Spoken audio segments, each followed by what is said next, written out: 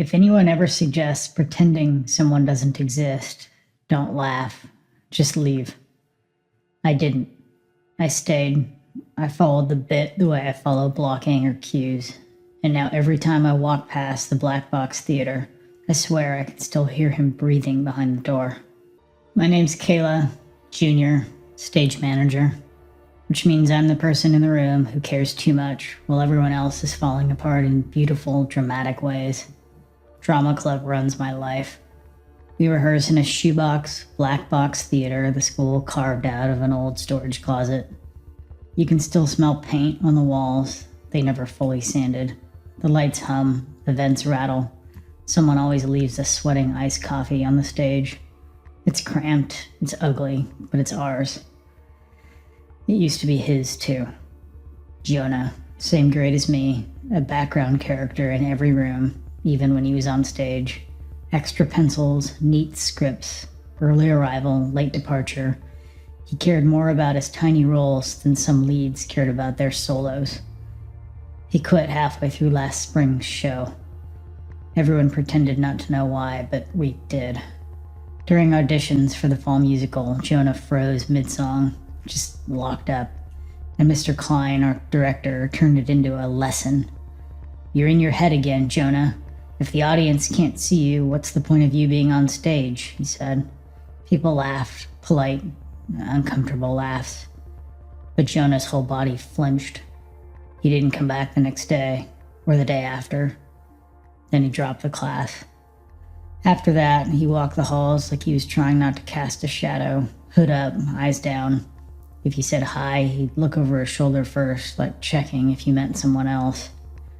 Then one Tuesday in late October, Mr. Klein called in sick. 3 full hours, no supervision, just us, which in drama club language means chaos held together with duct tape. It was me, Monica, our lead, Omar, the class clown, 2 sophomores who'd follow Monica off a cliff as she told them to. I tried getting us back on task. We need to run page 23, I said, clapping like a teacher trying to hold a field trip together. Relax, Kayla, Monica said, scrolling TikTok. We'll run it. Omar leaned back in a folding chair. Didn't you say Jonah might stop by? I nodded. He messaged me last night, said he's thinking about rejoining. Aw, one of the sophomores sighed. That's so sweet. Sweet, Omar laughed. Dude's gonna vanish again in a week. He hates being looked at. He evaporates if you stare too long. Monica's eyes lit up. You know what we should do? Pretend he's invisible. The sophomores all giggled. Like, ignore him? One asked. Commit, Monica said. Full method. No eye contact, no reaction. Act like he's literally not there. You're joking, I said. It's improv, Omar added. Drama kids do bits like this all the time. No, I said, but my voice wasn't firm enough. It might push him to engage, Monica insisted. Make him fight for attention. Break him out of his shell. He might freak out, I said. Then we stop, she said, breezy. Kayla, stage manager approval? Everyone stared at me, expectant, excited. I should have said no. Instead, fine, if he gets upset, we end it immediately. Places, Monica said, already directing. We scattered, script open, props shuffled, bags rummaged. The rule, do not react, no matter what. A couple minutes later, we heard footsteps in the hallway. Light, hesitant, Jonah's. My stomach twisted. The door creaked. Hey, Jonah said. No one moved. I stared so hard at my clipboard, I memorized the chipped corner, a tiny crescent of missing wood. Jonah stepped inside, same gray sweatshirt, same too long hair, same tired but hopeful look, like maybe today would be different. Did rehearsal start already? He asked. Monica turned a page. Omar pretended to laugh at his phone. The sophomores whispered lines. Jonah gave a soft, nervous laugh. Wow, super focused today. He closed the door behind him. The latch sounded like a lock clicking. He walked further in. Is this a warm-up, he asked, like a silence exercise? Nothing. Guys? His voice tightened. Hello? He waved a hand in front of Omar's face. Nothing. Oh, okay, I get it, he said quietly. This was the moment, the perfect moment to break, laugh, and say, got you. But no one broke. Funny, he said, but it sounded more like a question. Is this, payback? Is that what this is? Silence. He swallowed hard. This is like that middle school thing, isn't it? He laughed breathlessly. I didn't think anyone here knew about that. Middle school. I froze inside. He drifted toward me. Kayla, he said, hearing my name, clearly cracked me. You got my message, right? About maybe coming back? I rewrote it 3 times. Did it sound weird when I sent it? I kept staring at my clipboard. He inhaled sharply. Right. I'm making it about me again. The room felt airless. Stop, he said suddenly. No one moved. Stop, he repeated, his voice rising. Come on, I don't like this. Someone behind me fidgeted. Monica hissed them quiet. Jonah's breathing sped up. Is this because I left? He blurted. Because I froze? You... His voice broke. You can't do this again. Again? I felt myself go cold. He started pacing, frantic circles, his hands curled and uncurled. You can hear me, he said. I know you can hear me. Just tell me the rules. I'll follow them. I can be louder. I'll talk more. Just tell me what I'm supposed to do. Nothing. What did I do? He snapped. Seriously, what did I do wrong? Was there a meeting? Did I miss a sign? He shoved a stack of old programs off the table. Papers scattered everywhere. Still, we stayed frozen. Look at me, he screamed. Please, just look at me so I know I'm... He stopped, breathing hard, eyes glossy. Then quietly, I'm sorry. It was the most heart-wrenching sound I had ever heard. Sorry about everything, he said. I don't know which thing. Sorry if I was weird, or quiet, or too much, or not enough. Sorry I left. Sorry I came back. Sorry for existing wrong. His voice cracked on that last line. It's okay, he added softly.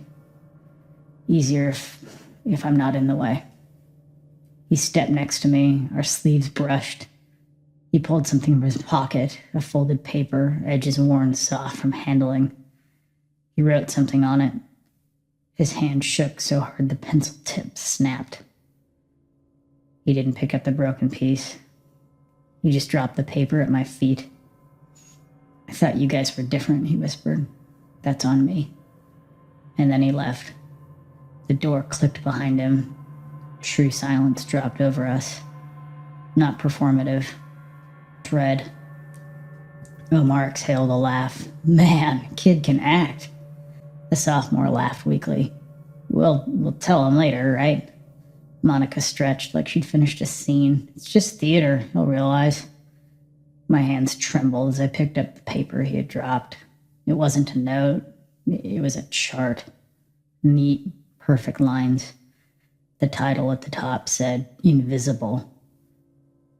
It was moments he thought people had ignored him. A list read 8:31, cafeteria, sat at table, no one looked up, 12 minutes. 9:09, hallway B, held door, no thanks, 27 seconds. 9:16, English, answered question, teacher called on someone else, 45 seconds. 10:02, black box, message left on red, 3 days. 10:10, locker row, said hi, she didn't hear, 3 seconds. Each entry had a date, a checkbox, a descriptor, some were filled, some were not. I recognized the locker row. I'd had earbuds in, at the bottom, 10:21, drama, everyone, 18 minutes, estimate. Checkbox empty. Monica said, what is it? I handed it to her. Her face drained color. He's been keeping track, Omar muttered. That's creepy. It's how he stayed sane, I said. Monica shook her head. He's dramatic. He's been counting the times people didn't notice him, I said. Not on purpose, just at all. That's not our fault, Omar said quickly. No, I said, but today is. The sophomores whispered something. Someone should go after him, they said. Everyone looked at me. Of course they did. You're closest, Monica said. You can fix this. I didn't answer. I just walked out. The hallway was cold and quiet. Lockers echoed. A basketball thudded distantly. My footsteps sounded wrong. Jonah? I called. No reply. Bathrooms empty. Vending machines, nothing. Stairwell, no one. Librarian shook her head. Then I saw him through the courtyard doors, alone in the concrete square, facing the black box like he was analyzing a crime scene. I stepped outside. The air cut my face. Jonah? I called. He didn't react. I approached slowly. Jonah, please look at me. He didn't turn until I stepped into his line of sight. No, he said, you're back. As if I'd left somewhere. It was a joke, I said. Stupid one. We weren't trying to... You were, he said calmly. You wanted to make me disappear as a bit. It wasn't supposed to go that far, I said. He wasn't angry. Anger would have been easier. I overreacted, he said. I know I keep track of things I shouldn't.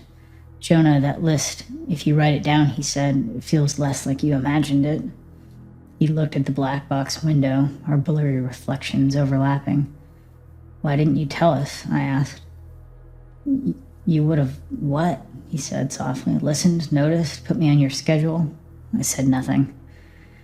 When Mr. Klein said I was invisible, he said, I thought maybe he was right. Maybe I've always been. Maybe people were just too polite about it.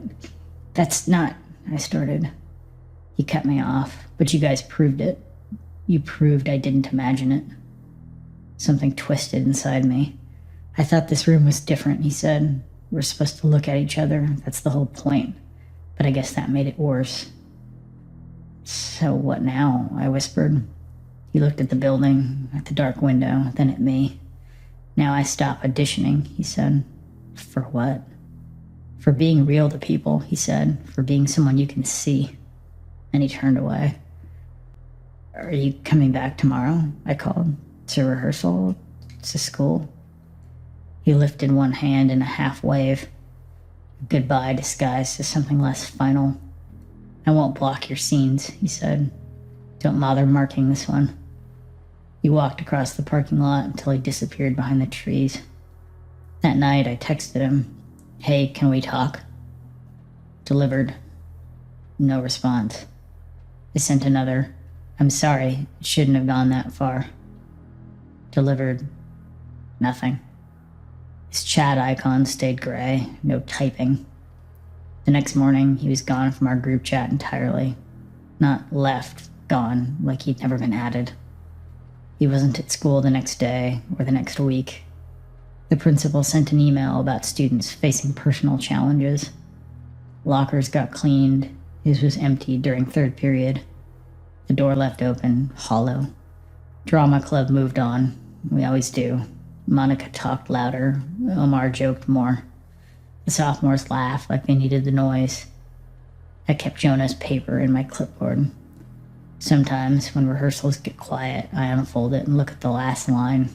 10-21, drama, everyone, 18 minutes, estimate. I timed it once. It wasn't 18 minutes. It was 24. The checkbox is still empty. I don't know what it means to fill it in. I don't know what it means not to. But I know this. If anyone ever suggests pretending someone doesn't exist, don't laugh. Just leave. Because silence is a performance you can never take back.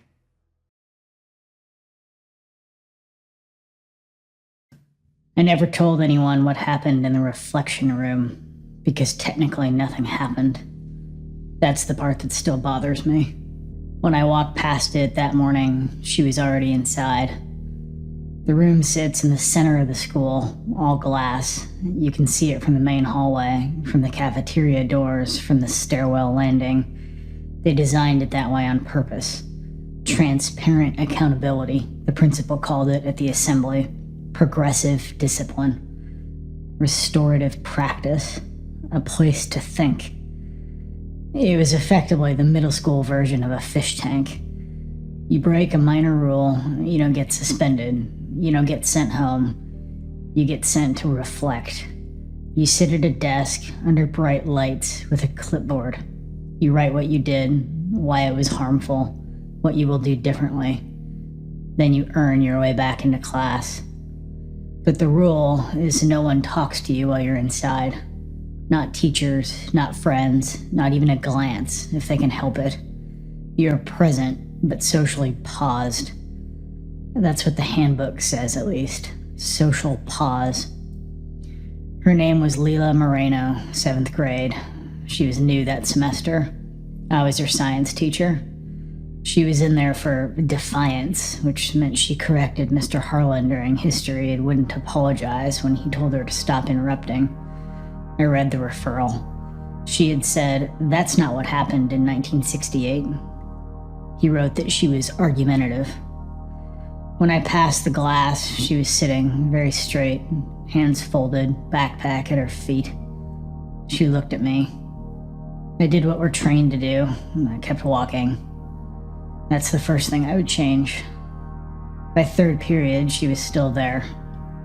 Students slowed when they passed. Some stared. Some pretended not to. The room has no curtains, no privacy film, just 4 glass walls and a whiteboard inside with the word reflect written across the top in green marker. At lunch, she was still there. I asked the assistant principal, Dana Kessler, how long they plan to keep her in there. "Until she cooperates and until she completes the packet," Dana said. "She's resisting the process." "Resisting how?" "Well, she's not writing anything meaningful." That afternoon, I walked past again. Leela's clipboard was blank, except for her name at the top. When I paused, she lifted the board and pressed it against the glass so I could see. Under her name, she had written one sentence. "No one can hear me in here." I looked up at her face.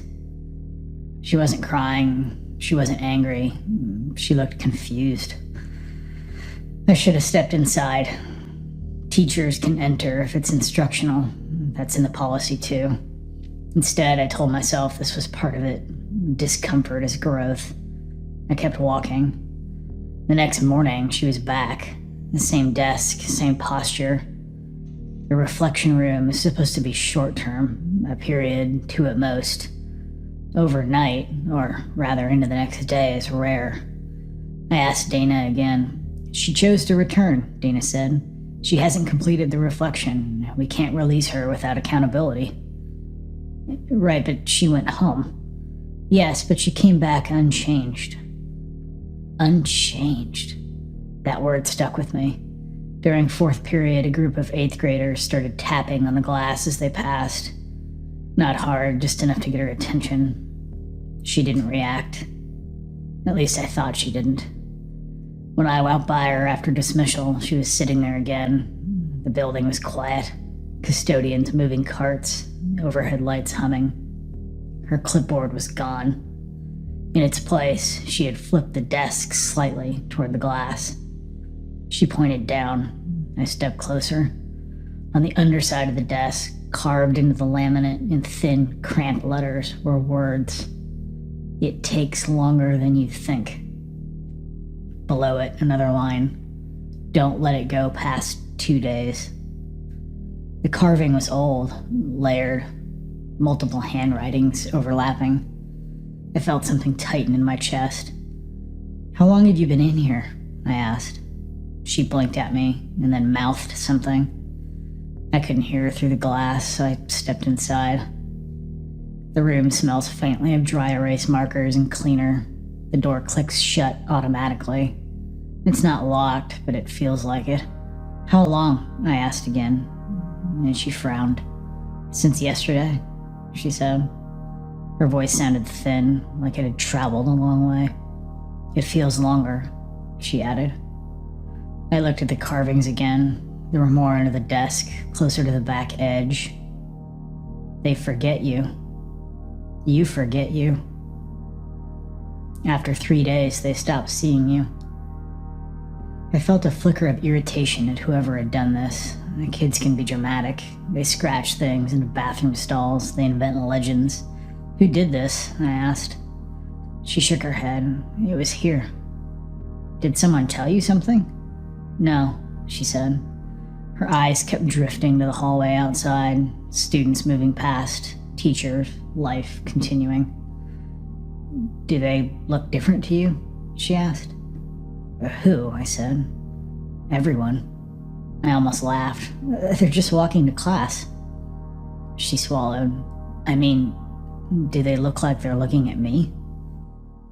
I stepped back outside.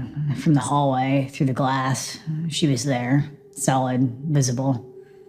But something about the light made her edges softer. The fluorescent panels above the room are brighter than the hallway lights. It flattens whoever sits inside through the glass. Dana approached from the office.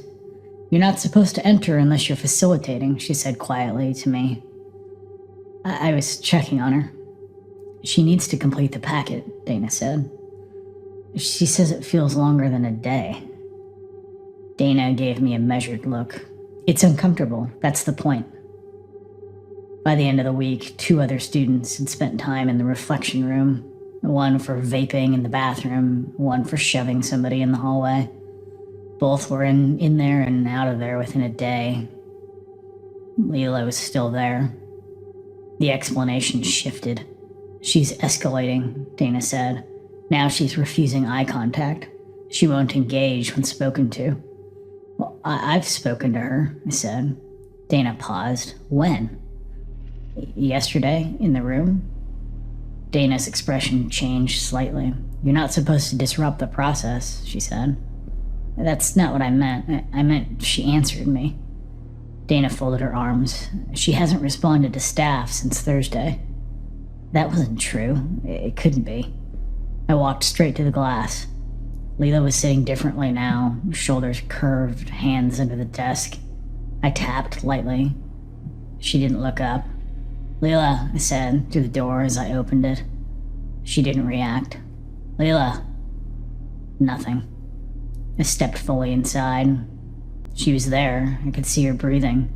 Leela, can you hear me? Her eyes flicked toward me for a fraction of a second, then past me, like I wasn't centered in her vision. I crouched beside the desk. On the underside, new words had been carved. They stop calling on you first. Then they stop grading your work. Then they stop writing your name. The letters were fresh, pale against the laminate. I felt my pulse in my throat.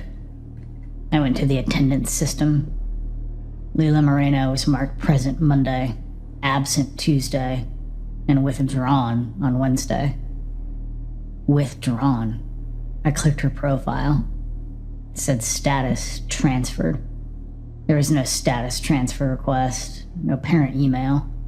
I called the office. Is Leela still enrolled? I asked. There was a pause. Who? The secretary said. Leela Moreno, 7th grade. I could hear her typing in the background. I don't see that name. She's in the reflection room. She's here. Another pause.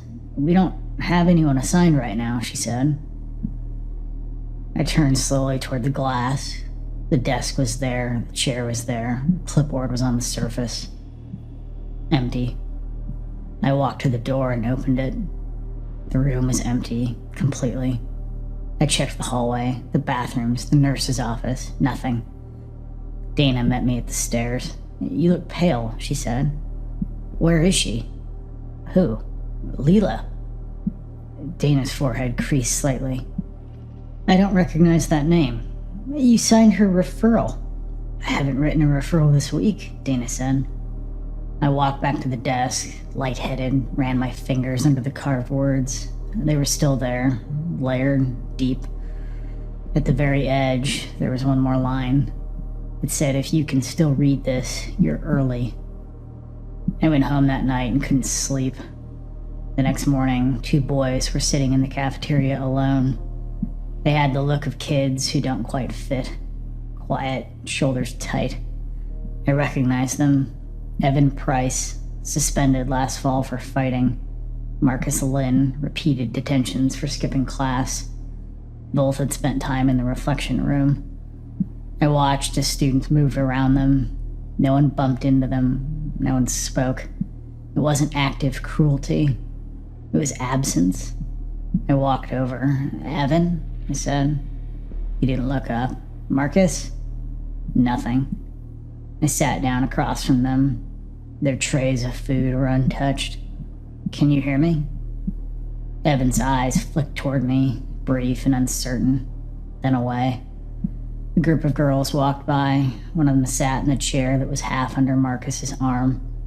She didn't seem to notice. He adjusted slightly, made space. She never looked at him.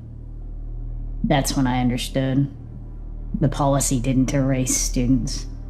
It trained everyone else too. We practice not seeing. We rehearse indifference. We normalize silence. I went to the principal that afternoon. I told him about the carvings, the attendance records, the boys in the cafeteria. He listened politely. "Well, we don't have a record of what you're describing," he said. "Our data shows a reduction in repeat offenses since implementing the reflection room." "But what about the students who disappear?" "Well, no one disappears. They're still here." I said, "That's the problem." He gave me a confused look, one that I'd sort of seen before. Distancing. "Why don't you take a few days?" he suggested. "You seem stressed." I went back to the glass room one last time. It was empty. Sunlight from the high windows made the interior too bright to look at directly. I stepped inside. The air felt thin. I ran my hand under the desk again. Someone had added to the carving, "Don't stay longer than they can ignore." I stood there longer than I should have. Long enough that the hallway noise faded. Long enough that a class change bell rang and no one glanced in. For a second, I wondered if Dana was right, if I was just tired, if this was all exaggeration. Then a student walked past the glass and looked straight through me. No pause, no double take, just absence. I stepped outside immediately. The next week, I submitted my resignation. Officially, it was for personal reasons. Unofficially, it was because I caught myself doing it. A boy in my third period raised his hand. Soft voice, new kid. I almost called on someone else. Almost let him sit there long enough that the room adjusted around his silence. That's how it starts. You look away once, then twice, and the system does the rest. I still drive by the school sometimes. The reflection room is visible from the parking lot if you know exactly where to stand. It looks clean, transparent, and harmless. Sometimes there's a student inside, sometimes it's empty. I don't try to count anymore, because I know the number isn't the point. The point is how easy it is to forget someone who is still standing right in front of you.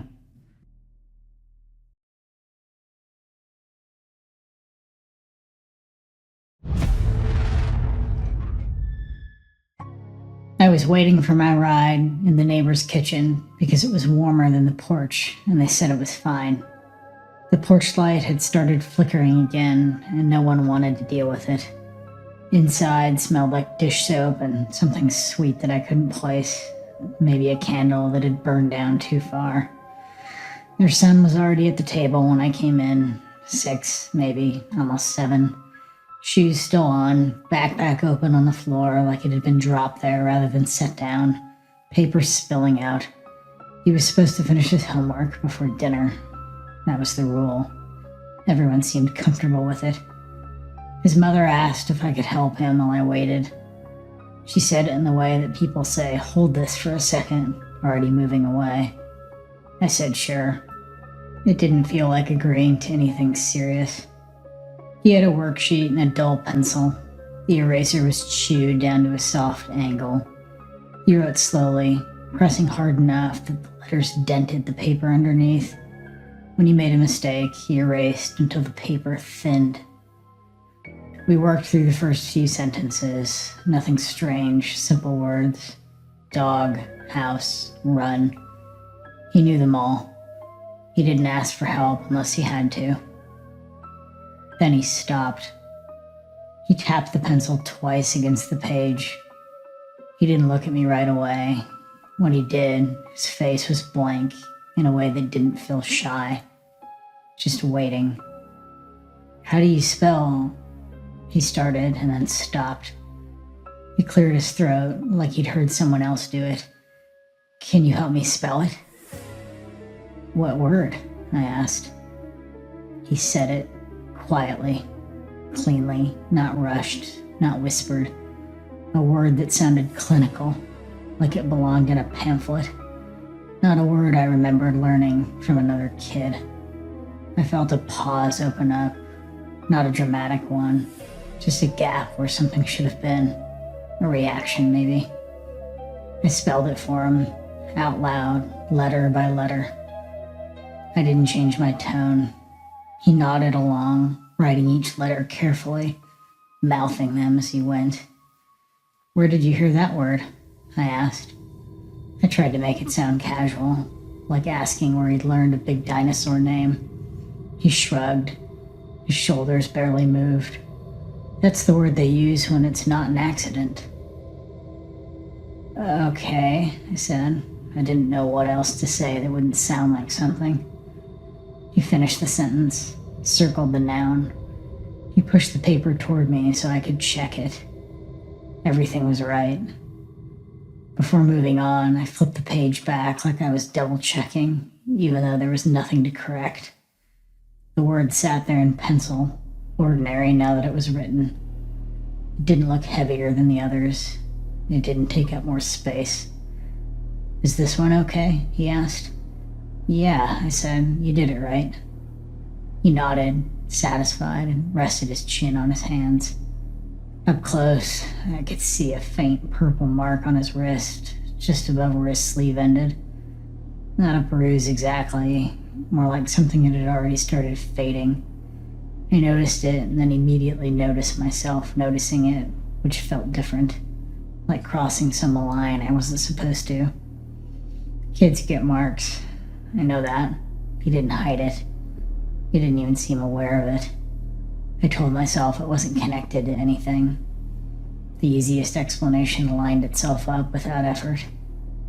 His mother came back into the kitchen to grab her phone off the counter. She glanced at him, at his hands, at the paper. Nothing in her face changed. She kissed the top of his head as she passed. Almost done? She asked. Yeah, he said. Good, she said. Dinner in a minute. She didn't look at the worksheet again. She didn't look at me.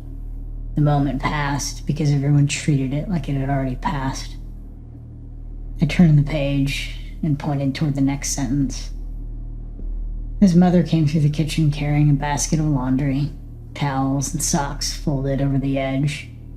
She glanced down at the worksheet. Good job, she said to him. Thanks for helping, she said to me, already moving past. No pause, no question. Just gratitude, like I'd handed her something she'd dropped. The heater clicked on. The microwave clock was still wrong. I noticed it said 5:12, even though my phone said 5:08. I wondered how long it had been like that. We moved on to the next page. This one was about animals that live on farms. He knew most of them. He spelled chicken without help. When he got to goat, he asked me to confirm the order of the letters, even though he already had it right. I kept thinking about the way he'd said they. Not like teachers, not like adults in general, just they. As if it was obvious who that was supposed to be. I didn't ask. My ride was late, and checked my phone twice.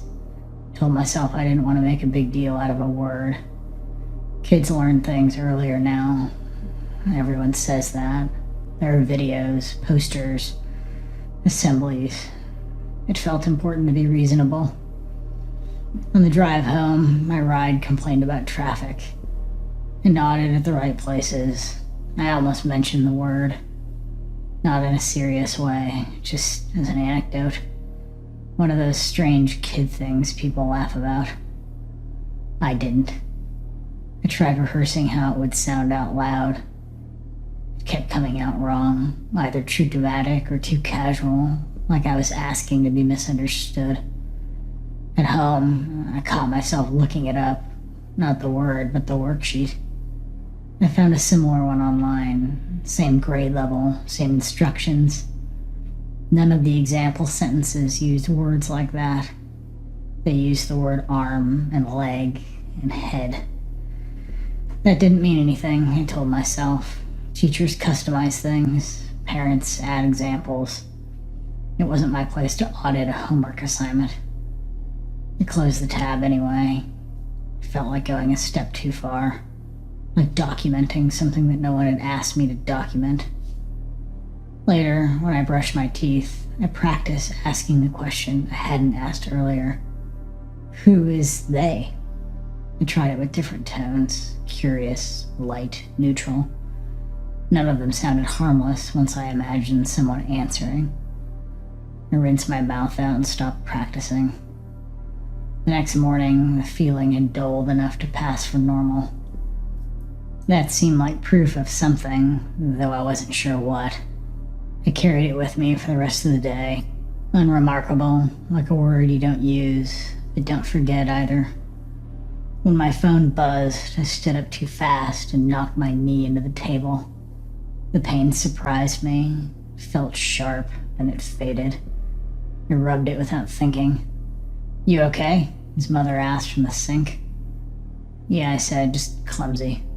She smiled. Aren't we all? The boy didn't look up. He was erasing a single letter and rewriting it exactly the same way. See you later, I said, mostly to fill the space. Bye, his mother said. Bye, he said, still not looking at me. In the car, the heater blew cold air first. I watched the house through the windshield. The porch light flickered again. Then my ride pulled away. Later that night, I thought about it while brushing my teeth, not in a focused way. It drifted in and out, among other things. Dinner, a message I needed to answer, the way my knee was starting to ache now that I'd stopped moving.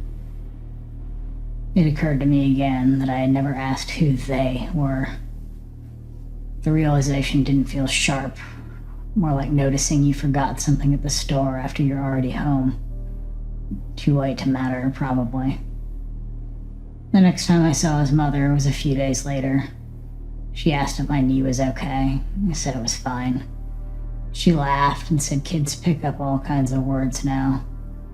Health class starts early. You almost have to admire how much they know. I nodded. Yeah. She seemed relieved, like I'd passed some small test without realizing it was there. I still wait inside when it's cold. I still help him with homework if I'm asked. The rules haven't changed. No one's asked me any new questions. When he uses words carefully, no one interrupts him. Neither do I. Children often learn the language of the world before they understand why it exists. When something feels heavier than it should, that weight doesn't disappear just because no one speaks it aloud. Listening, even silently, is sometimes the first form of care. Please look after yourself and those around you, and thank you for being here.